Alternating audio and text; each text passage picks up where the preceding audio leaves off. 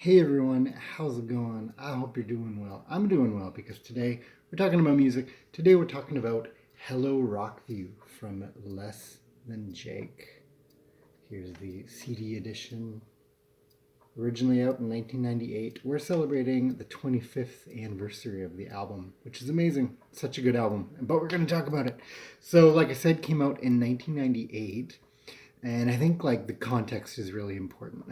It sounds really douchey. The context is really important, but so getting into the late 90s, by the mid 90s, not only do we have kind of pop punk on the rise, right? We've got, Green Day and grunge is slowly fading away, and we have, pop punk and alt rock sort of taking its place amongst the top 40 in terms of alternative radio. You also get this really cool thing with ska punk coming on the rise, right? So if you look at to that kind of California scene, not only do you have those bands like Green Day and a lot of those pop punk kind of Gilman or West Coast bands, sorry, you also get Rancid, who came out of Operation Ivy. They had put out Out Come the Wolves in 1995. You have Real Big Fish kind of hitting the scene in a big way. You have the Mighty Mighty Boss Tones hitting the scene. So you're priming a lot of these bands that were already around and had scenes of their own, like Less Than Jake, who are already kind of gaining momentum. But then you in the late '90s, you have some people call it the summer of ska. You had a couple summers of ska, but generally, yeah, late '90s into those early 2000 years, that was prime time. And for a lot of folks, this remains their favorite Less Than Jake album, or to them the biggest Less Than Jake album. And I see why when I was kind of going through some CDs that I wanted to review and realized we're celebrating the 25th anniversary. I was like, okay, I got to start that track by track list. And just looking at them, like, oh yeah, I can hear that just play in my brain right away. Um, so it's kind of cool to think of the explosion of ska punk and what this album sort of represents within that context.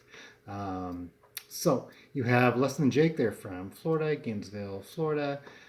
They've already kind of got a bit of a name, but this is the launchpad album for them in a big way.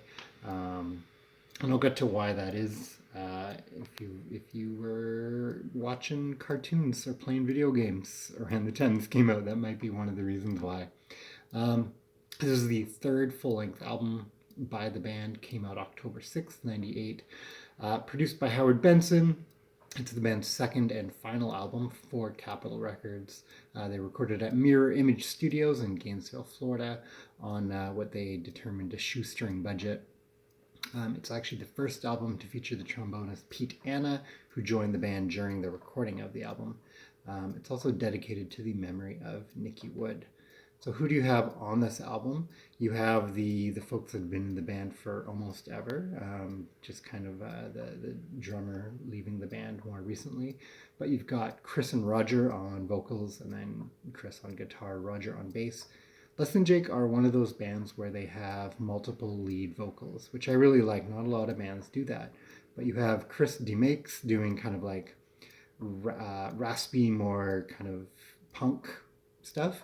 And then you have Roger Lima doing the more kind of ballads or more, I don't want to say swoony, but more kind of gentle. Maybe that's the best way to put it, gentle vocals. And that's not to say they don't kind of have their own takes on it. There's certainly a lot of songs, even on this album, where Chris slows down and does more of a ballad. In fact, one of my favorite Less Than Jake tracks is on a different album, but it's a really heartfelt song with Chris doing both the slower and speedy vocals. And Roger as well has some tracks where he's given the rasp. So there you go. Vinny, who's the drums and lyricists, longtime lyricist for the band, fantastic lyrics.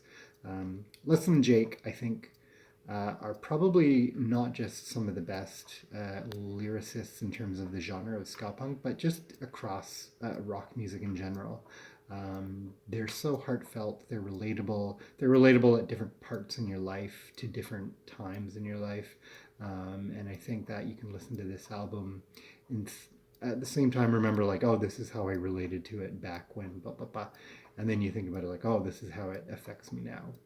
It's a really powerful magic that not a lot of lyricists has, and Vinny certainly has that. You have Buddy on trombone, Pete Anna, who I mentioned just joined on trombone as well. So you have a very trombone forward lineup on this album, which works really well. And then Darren on sax.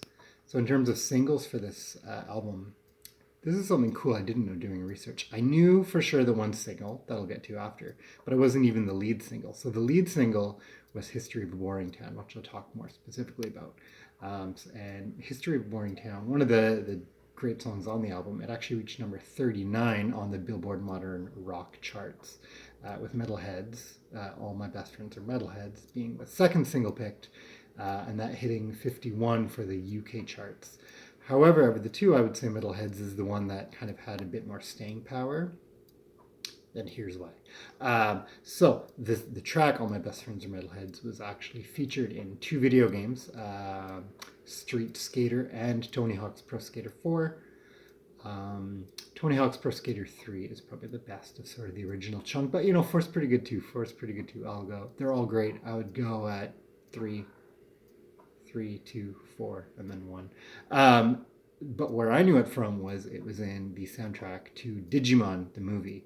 And the weird thing is I never actually watched the movie. I watched the TV show, but obviously when you're watching, YTV or Fox Kids or whatever, you see the commercials, and I believe that song was featured in the commercial. I think Bare Naked Ladies 1 Week was also in the movie. I don't know if the crossover appeal carried over for them.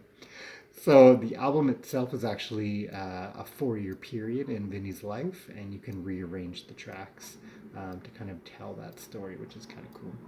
It's also named after a friend of Vinny's who was in jail at the Rockview State Correctional Institute. So now we're going to go track by track. So the opening, Last One Out of Liberty City, that's how you open up an album. Like it just right out of the gate bangs, right? It's like high octane ska-punk. You got the raspy vocals, you got these driving horns, you got this, you just want to circle pit. It's a great punk song, fantastic. Then next you go to Help Save the Youth of America from Exploding. It slow downs lyrically, it's more introspective, but it still rocks. It's such a great song. Then you go to All My Best Friends Are Metalheads, which is one of those great kind of unity songs. Why are we judging each other? We should all kind of come together, but not in a hippy-dippy way, in a circle pit kind of way. It's one of those songs too that it's just burnt into your brain skull. 5 State Drive is another, kind of slows it down a bit more.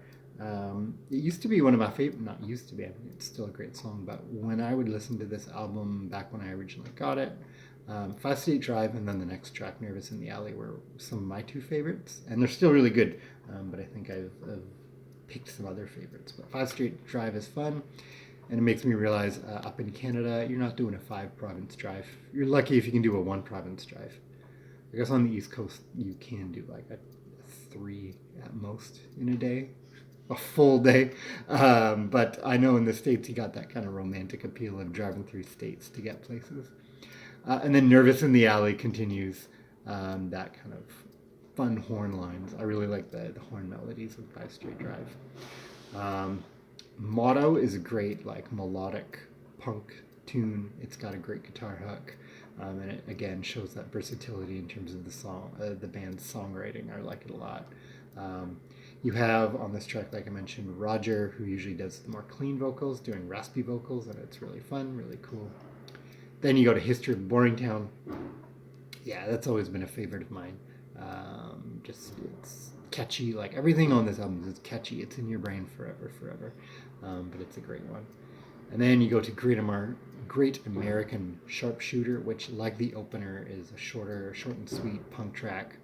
Whenever they play this live, they always get the big pit going, which is super fun. It's kind of just part of their live set as well. Then next we go to Danny Says, which is maybe like the first redundancy on the album. It's not a bad track in itself, but it kind of hits a lot of the same musical themes and lyrical themes that we've kind of already seen done stronger on some other tracks. In fact, the band, a few years ago, years and years ago, the band did a live album series where they re-recorded each of their albums as a live album. And for the Hello Rockview one, they said, what was the exact quote? One of the worst songs we've ever done when we've never been asked to play this live. I'm sure they have. I'm sure this is some folks' favorite song. But I get it. It's not even a bad song. It's kind of like, oh yeah, I liked it when you did that elsewhere on here. Then you go to track 10, Big Crash, which I really like. It feels very climactic. It's not the album's closer, but it feels like a good closer. Not because we're getting tired, but it just has that very like triumphant, epic closing feeling.